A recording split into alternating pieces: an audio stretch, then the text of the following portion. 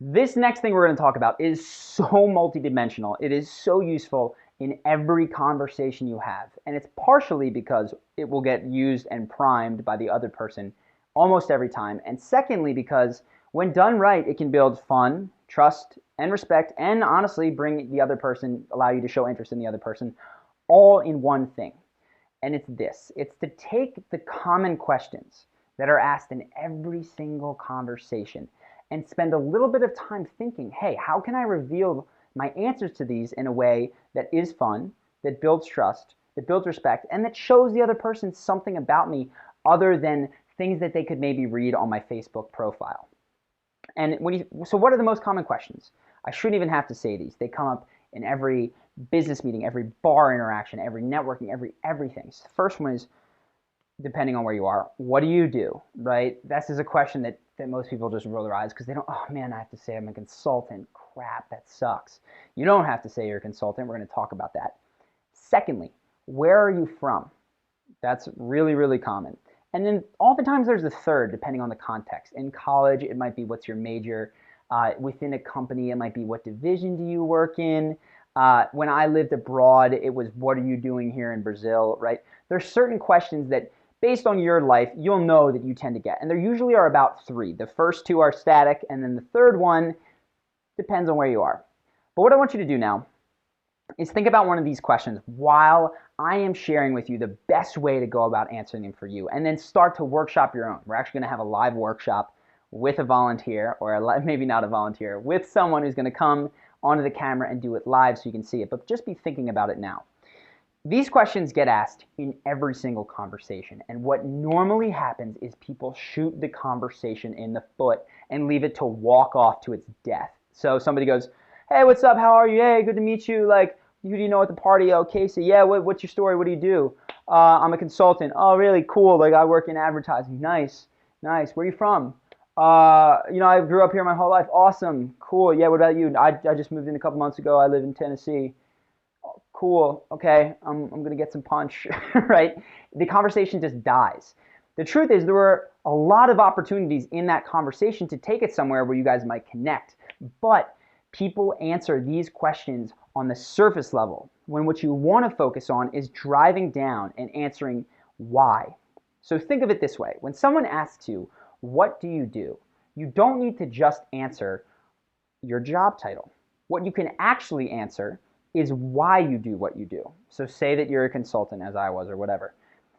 I'm a consultant, or why you love it. I'm a consultant and I love it because I get to do X, Y, and Z. I get to work with all these people. I got into it, but what I'm actually trying to do is become an artist because I realized that Excel isn't for me. Whatever it is to you. So spend some time thinking about this. Ask yourself the following questions. How can you answer what do you do with why you do what you love about what you do? If you hate what you do, don't talk about why you hate it. Talk about what you would love to be doing instead and how you're moving there. So there was a time in my life when I worked in an office. I wasn't particularly thrilled about it. But when people ask me what I did, I'd say, so I spend my days, just crushing Microsoft Excel, but honestly, what I love is music. I'll just come home and crank for hours and hours on guitar. So it feels like that's what I do. That gives them something else to talk about. Now, what you want to be thinking about in all of these answers is something called open loops. You don't want to talk somebody's ears off right at the beginning of a conversation. So a bad way to do this is to say, I'm a consultant. I went to school at UVA and I studied really hard and I got good grades, so then I went there. But actually after that, I switched and I started to do my own thing. On the side, I really like music, but on top of that, I've been spending a lot of time, going to this. Like, now I'm talking to person. The person might not care. So in a couple of sentences, what you want to do is give them the opportunity to follow up with a question. And you need to plan on this. Give them that opportunity. So hint at something that is really interesting. So what I might have said back then is, I'm a consultant, but honestly, I love, love, love music. Like, I spend all time, I just crank on my instrument. And so it feels like that's where, that feels like that's what I do. When I say my instrument, that right there is an open loop. They can go, oh, what instrument do you play, right? That is something for them to ask about. So think, how can you create open loops? How can you create in your answer questions for the other person to follow up with? So you might just say, I just got back from living abroad it was the most amazing experience learning a different language, right? Oh, what language did you learn? Where did you live? Uh, and you want to take these out because you might think, oh, that's fascinating. The other person will surely want to ask me another question about this, but they might not. So you're going to take these sort of answers out and go test them in real life. And you'll start to see how tiny shifts in what you say make for completely different reactions. I'm still experimenting. I tell people sometimes I'm a writer, sometimes I tell them I'm an author, sometimes I tell them I'm an entrepreneur, sometimes I tell them I've been running an internet business. And all of these things tend to get different sorts of questions. Some of them lead to us connecting more often, and some of them don't. So I'm testing this as I go, as should you. So there's a number of ways to answer all of these questions. That's what you do. Where are you from? Think of where are you from, not as, please tell me the city where you were born or the city where you currently reside. Think of it as, why do you live where you lived? Or what do you like about the place that you grew up versus the place that you currently live? So when I was in Brazil, where are you from was a question I relished in getting because I knew I got to talk about a lot of the things that I cared about. And people would say, so where are you from? And I'd tell them, well, I was living in New York, but people there have this very work hard, play hard mentality. Honestly, it's work hard, work hard.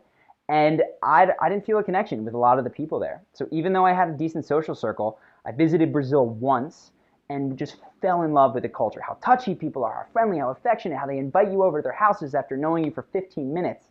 And I could reliably say that as I would tell people about this, which was all true, a smile would brighten on their face, and they'd immediately want to talk about Americans versus Brazilians and the good life in Brazil, and oh wait, but New York must be so fascinating. And we could then talk for 20 more minutes on topics that I brought up then, which brings up another point that I want to touch on. And again, more on this in the conversations piece, but just to dabble, this is something that I like to call Velcro theory. When I answer the question, where are you from, and I say Philadelphia, I've given one loop, one hook for someone else to talk about. Maybe you've been to Philadelphia, boom, we have some Velcro. When I say I'm from, I was living in New York, but it's work hard, play hard, and I came to Brazil and I visited the people and I fell in love with the culture, they might not have any of these first things that they care about, but they might connect with something at the end, and that then gives us a conversational path that we both care about.